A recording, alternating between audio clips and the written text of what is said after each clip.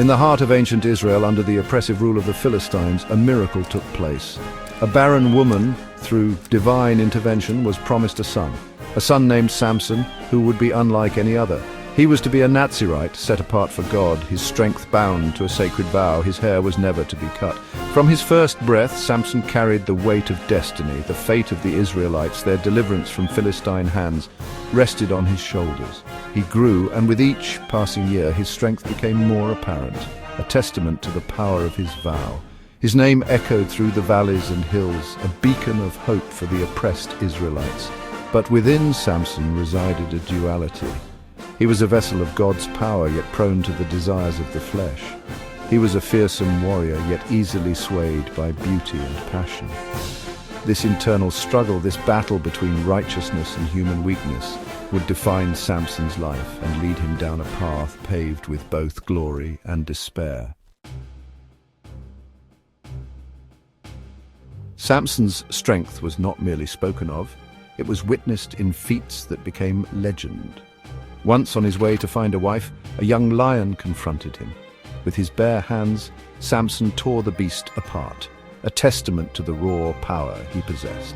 Later, he found honey within the carcass of the lion, a sweetness born from victory, foreshadowing the contrasting elements of his life. His exploits against the Philistines were acts of defiance fueled by a righteous anger. He was a one-man army, striking fear into the hearts of his enemies. With the jawbone of a donkey, he slaughtered 1,000 Philistine soldiers, a display of brutality that cemented his image as a fearsome warrior. Yet Samson's heart was as much his weakness as his strength.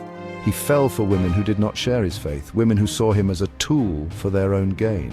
He was blinded by passion, unable to see the manipulations lurking beneath the surface of their affections.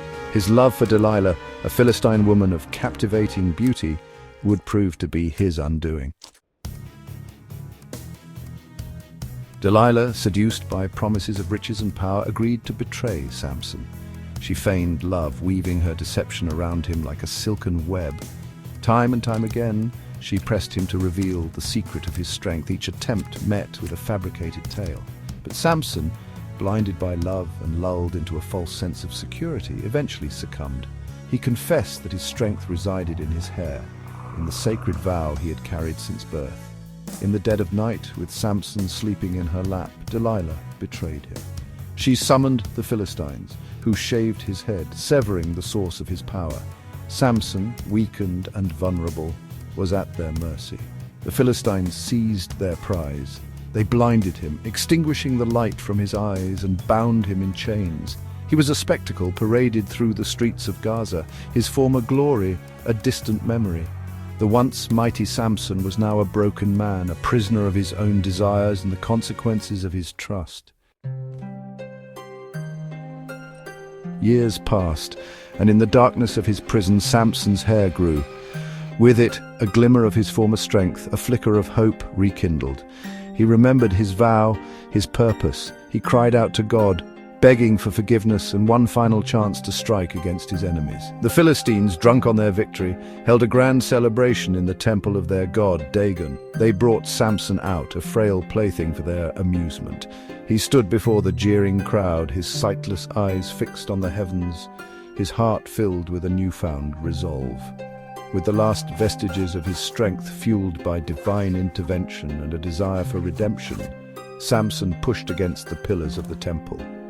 The structure groaned, the ground trembled, and with a deafening roar the temple collapsed, burying Samson and his enemies in a mountain of rubble.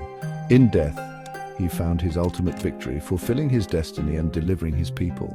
His story, a timeless tale of strength, betrayal, and redemption, continues to resonate, reminding us of the consequences of our choices and the enduring power of faith.